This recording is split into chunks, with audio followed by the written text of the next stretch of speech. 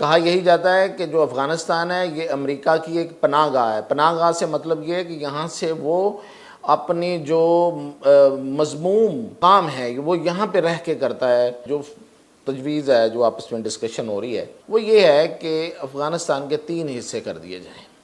एक हिस्सा जो पाकिस्तान के साथ मिलता है उसको पाकिस्तान को दे दिया जाए या इसके साथ मिला दिया जाए। जो पट्टी ईरान के साथ मिलती है उसको ईरान को दे दिया जाए, और वहाँ वैसे भी फ़ारसी वान है, फ़ारसी बोलने वाले हैं। और फिर कुछ एरियाज़ जहाँ फ़ारसी वान ही हैं, पश्तून कम है, वो हैं ताजिकिस्तान और उसके साथ दूसरे जो वस्त एशियाई रियासतें हैं उनको मिलता है, वो उनको दे दिया जाए। जो उस गंडापुर ने फ़ौज के बारे में और फ़ौज के सरबराह के बारे में जो कुछ कहा है और जो नफ़रत की बात की है, वो नफ़रत की बात तो नहीं है ना, उसका मतलब नफ़रत पैदा करना होता है। उस पर फिर जो एक्शन हुआ, गंडापुर की पूरी कहानी अब सामने आ चुकी है कि कहाँ रहे, कैसे मिन्नतें तरले करते रहे खुद। इसके बाद इमरान खान का कल बयान आया कि मैंने सब दरवाजे बंद कर दिए एस्टेब्लिशमेंट के साथ, और अब उस पर फ़ौज का रिएक्शन एस्टेब्लिशमेंट का। वो ये कहते हैं कि मुज़ाकरात एब्सोल्युटली नॉट।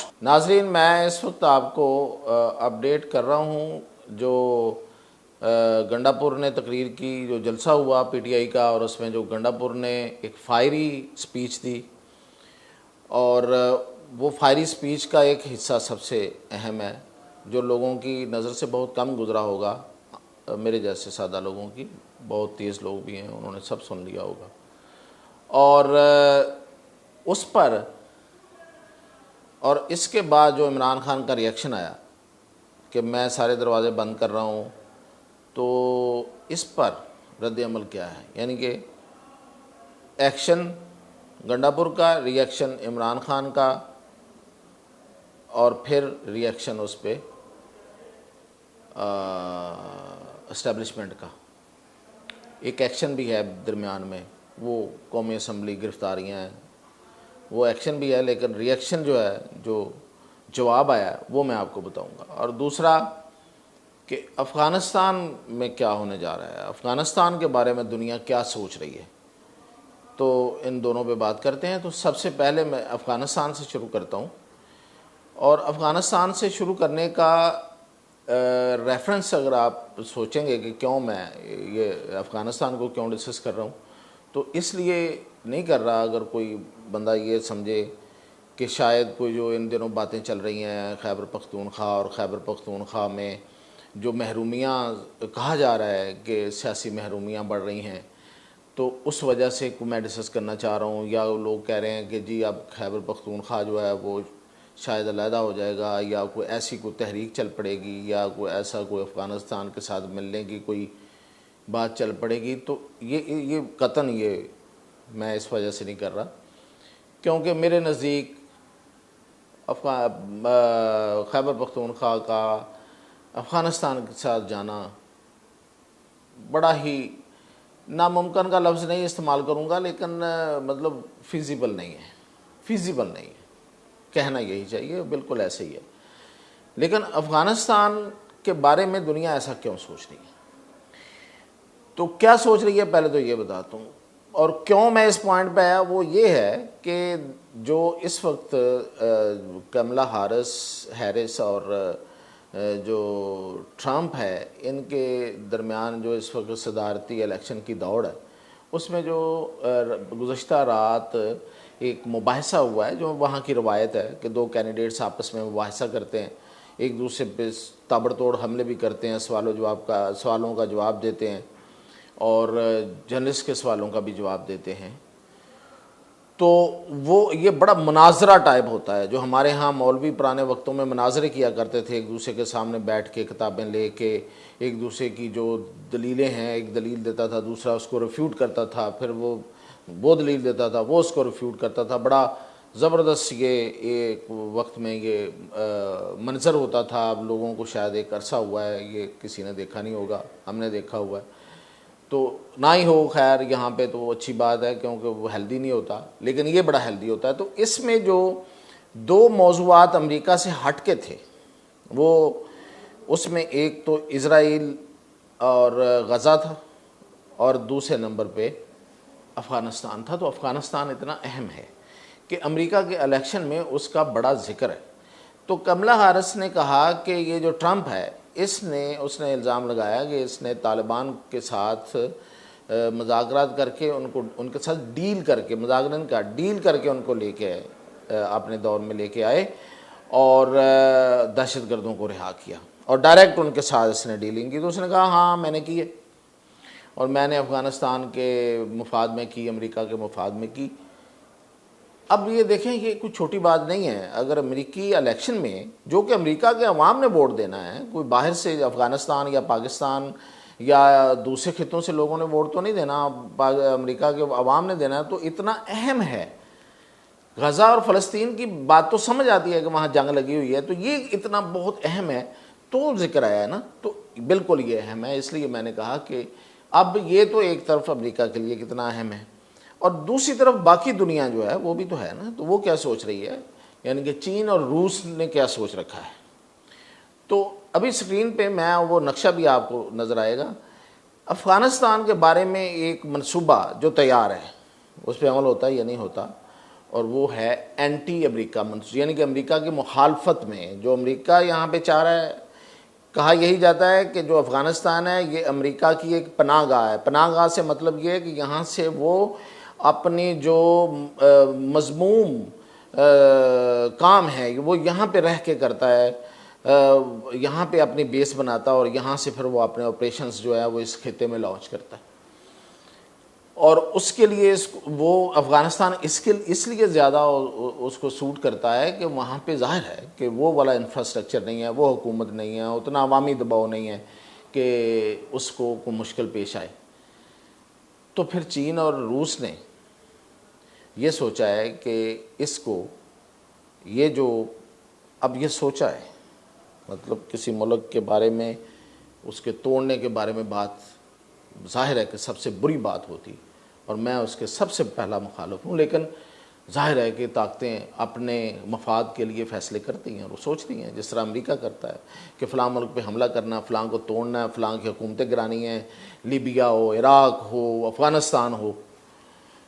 और उससे पहले जो वो जो जंगें अफ्रीका में लड़ता रहा है और इधर आके ईस्ट में, फार ईस्ट में जंगें उसने लड़ी हैं, तो ये इसी तरह बाकी भी सोचते हैं।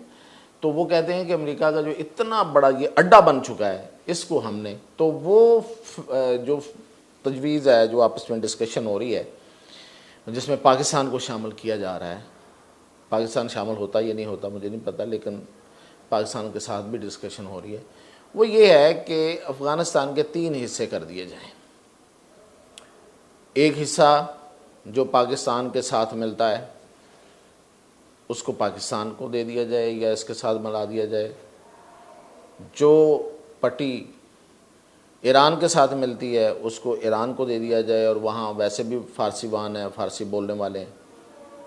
और फिर कुछ एरियाज़ जहाँ फ़ारसी वान ही हैं, पश्तून कम है, वो हैं ताजिकिस्तान और उसके साथ दूसरे जो वस्त एशियाई रियासतें हैं उनको मिलता है, वो उनको दे दिया जाए। तो 3 हिस्सों में अफ़गानिस्तान को तकसीम कर दिया जाए, यानी कि अफ़गानिस्तान की मौजूदा हैसियत जो है वो ख़त्म कर दी जाए। वैसे अफ़गानिस्तान जो है इसका नाम भी 1773 में अहमद शाह अब्दाली ने दिया था, इससे पहले ये अफ़गानिस्तान इसका नाम नहीं था। तो अब ये वो कहते हैं कि चूँकि, और इसको 1880 में यूके ने तस्लीम किया था, एक मुल्क का दर्जा दिया था। तो अब वो चाहते हैं चीन और रूस कि अब इसको तकसीम कर दिया जाए ताकि ये जो अमेरिका का अड्डा बन के रह गया और पूरे इस एरिया में वो यहाँ बैठ के अपने काम करता है, ऑपरेशंस करता है, तो वो ना हो सके। तो ये थी एक ख़बर। दूसरा, अब एक्शन और रिएक्शन की बात करते हैं। तो देखें, गंडापुर ने जो तकरीर की उसमें जो सबसे काबिल एतराज़ हिस्सा था, वो सियासत में तो लोग एक दूसरे को पता नहीं क्या क्या कह जाते हैं, मरियम नवाज़ को कहा या नवाज शरीफ को कहा या लाहौर को कहा, उस पर तो चलो वो उन्होंने जवाब भी दे दिया सियासतदानों ने। सहाफ़ियों को बुरा भला कहा, सहाफ़ियों ने भी उस पर एहतजाज कर लिया। गंडापुर ने अभी तक खुद माफ़ी नहीं मांगी, लेकिन दूसरों ने माफ़ी मांग ली। उसका भी मैं बताता हूँ कि उस पर फिर क्या रिएक्शन आया माफ़ी मांगने पे। तो ख़वातीन के बारे में भी तो माफ़ी मांग ली, उस पर भी बताता हूँ। लेकिन जो उस गंडापुर ने फ़ौज के बारे में और फ़ौज के सरबराह के बारे में जो कुछ कहा है और जो नफ़रत की बात की है, वो नफ़रत की बात तो नहीं है ना, उसका मतलब नफ़रत पैदा करना होता है।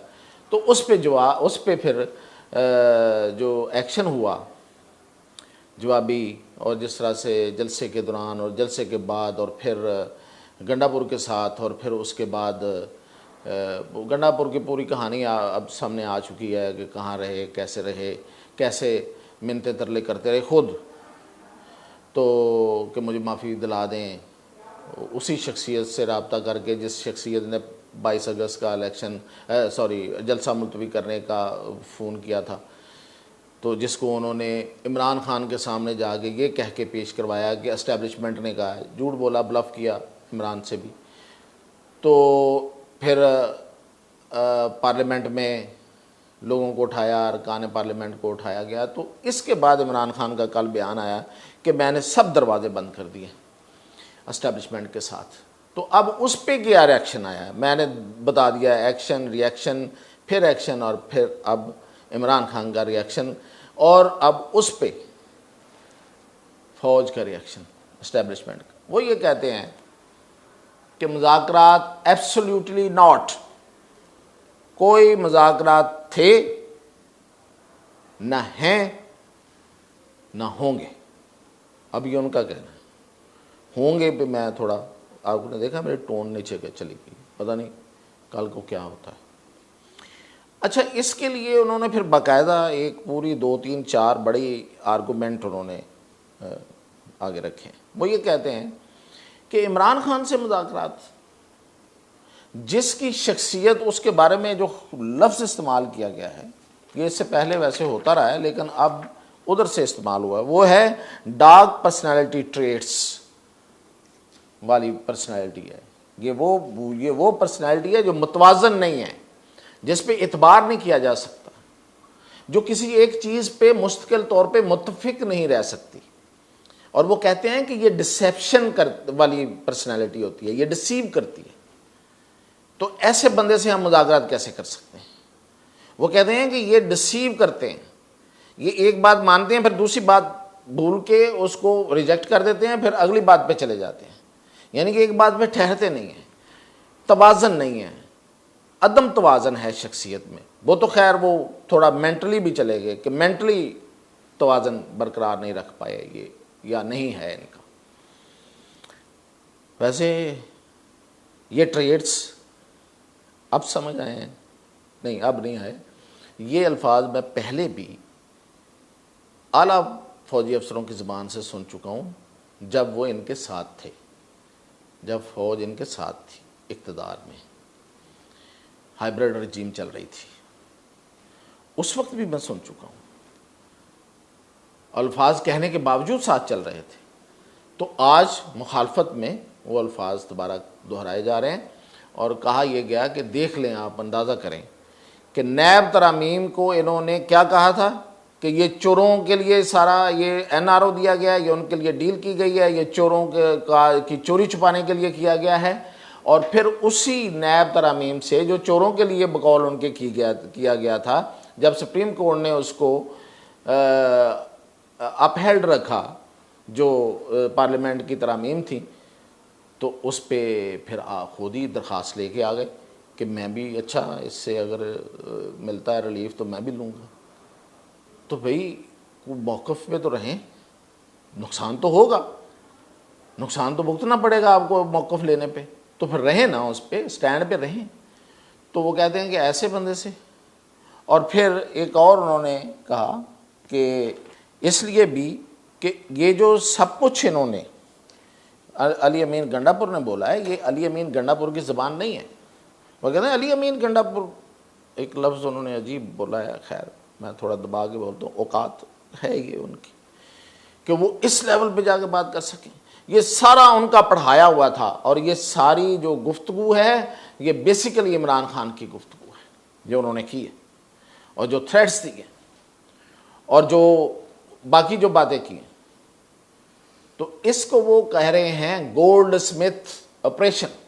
वो कहते हैं ये गोल्ड स्मिथ ऑपरेशन है। जो बलूचिस्तान के बारे में उन्होंने हालिया बयान दिया है कि बलूचिस्तान अलहदा हो रहा है, वो कहते हैं कोई बलूचिस्तान अलहदा नहीं हो रहा, ये बेसिकली गोल्ड स्मिथ ऑपरेशन है जो इन्वेस्टमेंट कर रहा है इन पे, जिन्होंने इन्वेस्टमेंट की हुई है इन पे। हालांकि वैसे तो ताल्लुक ख़त्म हो गया हुआ है, तलाक हो चुकी हुई है, लेकिन इन्वेस्टमेंट वो कहते हैं हुई है, तो वो इन्वेस्टमेंट पे काम हो रहा है। और यही वजह है, मैंने आपको कल वैसे बताया था कि ये बात तो बड़ी हद तक हमें भी पता चल गई है, ये उनका मौक़िफ़ अपनी जगह पे, कि आईएमएफ का प्रोग्राम क्यों नहीं हो रहा। आईएमएफ के प्रोग्राम में सबसे बड़ी रुकावट gold Smith and other parties, other factors, कुछ लॉबीज जो इस वजह से उनके साथ हैं कि उनको पैसा मिला हुआ है, और कुछ इस वजह से साथ हैं कि वो गोल्ड स्मिथ ने उनको माइल किया हुआ है उनकी तरफ। अब मैं वो बाकी लफ्ज़ नहीं दोहराता, मुझे कोई ज़रूरत नहीं है, मैं पता नहीं उसको सही समझा भी जाए या ना समझा जाए। तो ये तो है, आईएमएफ तो पाकिस्तान का डिले हो रहा है। अब आईएमएफ का प्रोग्राम पाकिस्तान को नहीं मिल रहा। अब अक्टूबर में जाके एक उम्मीदें हैं, महूम सी उम्मीदें हैं, एक से एक बढ़ के शर्त लग रही है। तो इनको भी, पाकिस्तान को भी, हमारी हुकूमत को भी कोई एक फ़ैसला तो करना पड़ेगा। शर्तें तो और भी आ रही हैं, एक बहुत बड़ी शर्त आ रही है, वो मैं अभी बयान नहीं करूँगा, बहुत अजाब आ जाएगा वरना, वो बहुत बड़ी शर्त है। तो उससे पहले ही ये सब कुछ हो जाए तो अच्छा है। तो ये इमरान ख़ान को उन्होंने जवाब दिया है कि मुज़ाकरात एब्सोल्युटली नॉट, क्योंकि आपकी शख्सियत, आप जैसी शख्सियत जो कि डार्क पर्सनैलिटी ट्रेट्स वाली शख्सियत है, उससे कोई मुज़ाकरात नहीं हो सकते, क्योंकि आप डिसीव करते हैं, आप एक बात पे ठहरते नहीं हैं, आपका एक मौक़िफ़ कभी नहीं होता, और आप पे एतबार नहीं किया जा सकता।